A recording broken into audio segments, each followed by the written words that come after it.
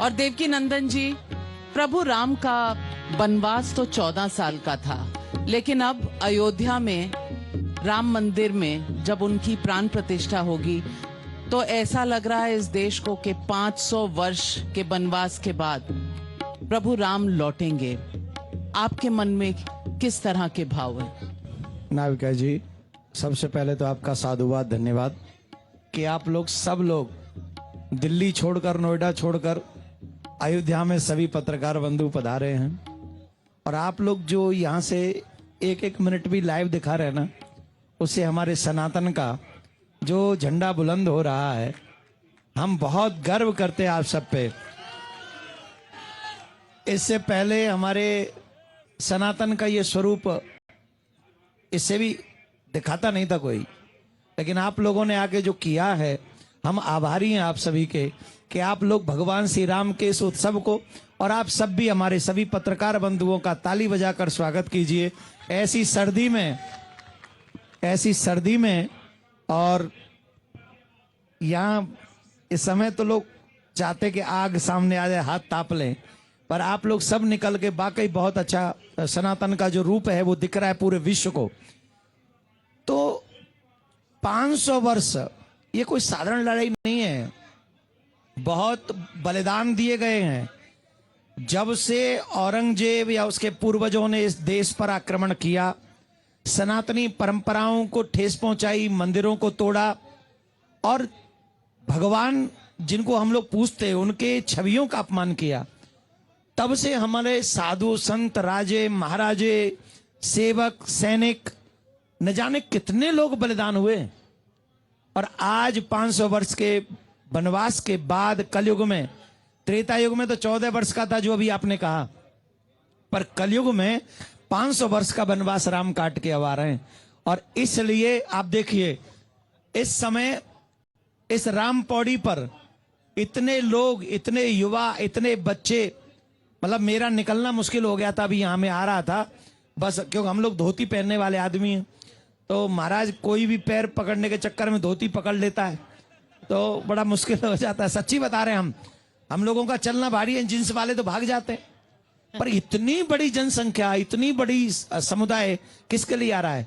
ये भगवान श्री राम के लिए आ रहा है। इनकी प्रतीक्षा समाप्त हुई है, ये इसलिए आ रहा है। ये हर्षित हैं, ये घर नहीं जाना चाहते, ये यहीं बस जाना चाहते हैं।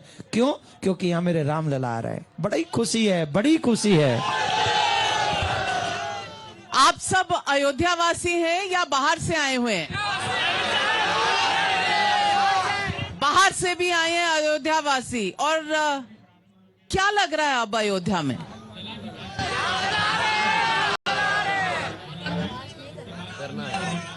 राम में हो गया। अवध में आनंद भयो, जय जय रघुवर लाल की। अवध में आनंद भयो, जय जय रघुवर लाल की। अवध, अरे बजा रे, बजाइए, माइक ना चल लो का। ए अवध में आनंद भयो, जय जय रघुवर लाल की। अवध में आनंद भयो, जय जय रघुवर। देखो कितना आनंद आ रहा है, सब नाचने लग गए। ये तैयार बैठे कि कुछ बजे तो हम नाचे। तो आप गाइए ना, सबके हर्ष का समय है। क्या को सिया राम मैं सब जग जानी, करो प्रणाम जोर जुग पानी। ये सब जो लोग हैं ना, ये आनंद की उस लहर में है जो आनंद त्रेता युग में भगवान श्री राम के आने के बाद अवधवासियों को प्राप्त हुआ था। वही आनंद अब 500 वर्ष के बाद हम सब सनातनियों को प्राप्त हुआ है। और हम भाग्यवान है कि अवसर हमें मिला है, हमारी पीढ़ी को मिला है। हमसे पहली वाली पीढ़ी को ये अवसर नहीं मिला है, इसलिए हम भाग्यवान हैं। बहुत बढ़िया है। जो भाव है राम आएंगे, सब इसमें भूल जाओ, लेकिन फिर भी कष्ट ऐसा है कि सनातनी धर्मगुरु जब कहते हैं अर्ध निर्मित मंदिर है, अभी निर्माण पूरा नहीं हुआ है, जल्दी है, राजनीति हो रही है, तो इस पर आप क्या करें? देखो, अगर कोई राजनीति की बात पूछोगे तो हम अभी जवाब दे दें। दे दीजिए। कौन राजनीतिक पूछ रहा है हमें बताओ, हम अभी जवाब दे दें उसको। धर्मगुरुओं पे हम नहीं बोल सकते, क्योंकि मैं आदर करता हूं अपने धर्माचार्यों का, इसलिए। और मेरी औकात भी बहुत छोटी सी है, कथावाचक हूं, इससे ज्यादा तो कुछ हूं नहीं, मैं तुच्छ प्राणी हूं। लेकिन अगर कोई राजनीतिक व्यक्ति कह रहा हो तो उसे मेरे सामने या तो ले आओ या मुझसे उसके नाम लेके पूछ लो, मैं अभी बताता हूं। तो राजनीतिक व्यक्ति कह रहे हैं कि राम मांसाहारी थे, कोई कह रहे हैं वो बीजेपी के पोल एजेंट बन गए हैं, बूथ एजेंट बन गए हैं, कोई कह रहा है राम जी किडनैप हो गए हैं, उन्हें अगवा कर लिया गया है, और कोई कह रहा है कि बीजेपी और आरएसएस ने राम जी का कॉपीराइट ले लिया है। नहीं, मैं ऐसा नहीं मानता। यहां पर जितने लोग बैठे हैं, ईमानदारी से बताओ, हम सब बीजेपी के हैं? अब बताइए ये लोग कौन है? इन्हें ये पॉलिटिकल व्यक्ति क्या कहेंगे? राम जी का बीजेपी के, ये संघ के हैं? मैं कसम खा के कहता हूं, ना मैं बीजेपी का हूं ना मैं संघ का हूं। जो सनातन की रक्षा करेगा मैं उसका हूं, जो सनातन के साथ खड़ा होगा मैं उसका हूं। धिक्कार है ऐसे लोगों को। जब हमें 75 साल बाद, 500 वर्ष बाद राम मिल रहे हैं तो हमारे राम को विवादित किया जा रहा है। मैं धिक्कारता हूं उन लोगों को। ये सब कहने की और बोलने के अधिकार नहीं हमें किसी को। और हम कोई बीजेपी के एजेंट नहीं, हम राम के एजेंट हैं, हम राम के भक्त हैं, हम सनातन के भक्त हैं। तुम कर लेते। अरे भाई सुनो, रुक जा, अरे रुक जा, हम तो बैठे हैं ना। नहीं रुक, एक मिनट। अब एक बात बताओ, ईमानदारी से बताओ, मोदी जी कब आए? उससे पहले कौन थे? उससे पहले और कौन थे? कांग्रेस। उससे पहले, अच्छा कांग्रेस अकेली नहीं थी? अकेली नहीं थी? बोलो अकेली थी? अच्छा, मंदिर का ताला खुलवाया ही कांग्रेस ने। आप जब ताला खुलवा रहे थे उसी समय बिल्डिंग भी बनवा देते, तो हम तो राजीव गांधी की रामायण कर रहे होते। हाँ, हम कसम से हम राजीव गांधी जी के ऊपर एक हनुमान राजीव चालीसा करवाते और बढ़िया चकाचक करवाते। जय राजीव ज्ञान गुण सागर और ताला खोला रूप उजागर करते। कसम से हम तो उन्हीं का बंधन करेंगे ना जो राम की लीला में आगे बढ़ाएगा। अब तुम सोचो, तुम करो धरो कुछ नहीं, उस समय बन जाता तो आज बीजेपी पैदा ही नहीं होती। उसी समय अगर हो जाते तो बीजेपी पैदा होती, संघ आज इतना सबल होता। तो राम जी को, बीजेपी को, संघ को बढ़ाने में तो इनका हाथ है। तो ये बताइए, अगर बीजेपी ने इतनी आंदोलन किया, इतनी सरकारें गंवाई, तो आप श्रेय किसको देते हैं राम मंदिर? राम मंदिर, अच्छा देखो, ये भी प्रश्न आजकल कॉमन हो गया, श्रेय किसको देना है। ये बहुत, नाविका जी आप बहुत बड़ी पत्रकार हैं और प्रश्न आपने भी कर लिया। एक बात बताओ, आप मेरा इंटरव्यू ले रही हैं और मैं और आप दोनों यहाँ बात कर रहे हैं। अब ये इंटरव्यू हिट हो जाए, श्रेय किसको देंगे आप? आपको नहीं, हम दोनों को ही मिलेगा ना। नहीं, मैं तो सवाल पूछ रही हूँ, आप सवाल पूछ रही हैं और मैं जवाब दे रहा हूं, तो आएंगे तो दोनों ही, दोनों को श्रेय आएगा कि नहीं आएगा? और अब ऐसा संभव है कि हम दोनों तो मेहनत कर रहे हैं, ठंड में मर रहे हैं, सरयू मैया कृपा कर रही है, ठंडी ठंडी लहर दे रही है, हम तो यहां बैठ के इंटरव्यू करें और श्रेय कोई तीसरे ले जाए? ये संभव है? अरे जो करेगा उसी को फल मिलेगा। किया किसने? दो लोगों ने। कौन दो? 22 जनवरी को राम जी की आने का सुअवसर निश्चित हुआ। मैं दावे से कहता हूं, अगर योगी जी मुख्यमंत्री यहां नहीं होते यह संभव नहीं था,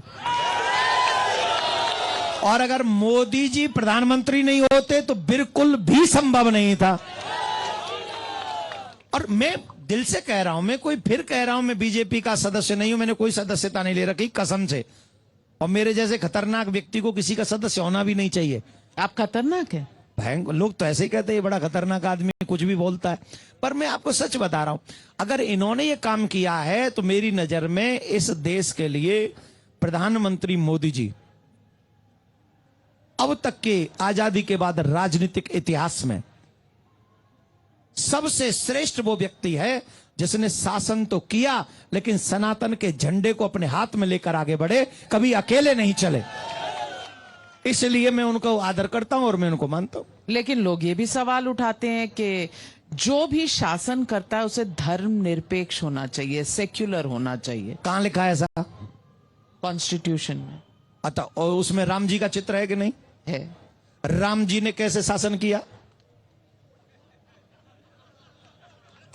राम जी ने देख अरे ये पर्सनल कुछ नहीं होगा यहाँ, आप हमारी बात समझिए। ये इस देश का दुर्भाग्य कि सेकुलर कह के हिंदुओं का शोषण किया, हमारा खून निकाला और किसी को परोस दिया। सेकुलर कह के अगर आप सभी सेकुलर थे तो हमारे मंदिर सरकारों के कब्जे में अभी तक क्यों है? जवाब दो। और फिर एक को हज यात्रा का पैसा मिलता रहा कि तुम हज करो, 1.5 लाख 2 लाख हमसे ले जाओ। एक मौलवियों को भी वो पैसा देते रहे, तनख्वाह लेते रहो, तुम हमारे यहां से मदरसों को लेते रहो। फिर हमारा क्या हुआ? हमारे पुजारियों को क्यों नहीं तनख्वाह मिली? हमारे बुजुर्गों को यात्रा का पैसा क्यों नहीं मिला? हम लोगों के साथ गुरुकुलम कैसे बंद कर दिए गए? हमारे मंदिर कैसे कब्जा लिए गए? अगर सेकुलर थे तो हमारे साथ अन्याय क्यों हुआ? हमारे साथ न्याय होना चाहिए था ना।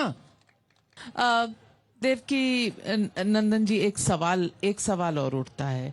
पहले सब कह रहे थे कि ये पूरा जो महापर्व है बस बीजेपी करवा रही है। फिर सबको निमंत्रण चले गए, निमंत्रण गए तो सबने ठुकरा दिए। कोई यहां नहीं आएगा, सब दूसरे मंदिरों में जाएंगे, दूसरी जगह पूजा करेंगे।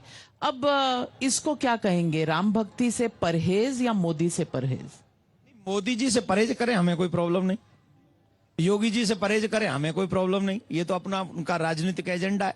अगर वो इस पे नहीं परहेज नहीं करेंगे तो वो क्या नाम है, फिर वो अपनी वो जो क्या बोलते हैं आप लोग, रोटी जो भी है, मतलब सेकेंगे कैसे। लेकिन अब बीजेपी से विरोध करें, हमें कोई प्रॉब्लम नहीं। मोदी जी से विरोध करें, हमें कोई प्रॉब्लम नहीं। लेकिन जब राम से विरोध करोगे तो हमें प्रॉब्लम होगी।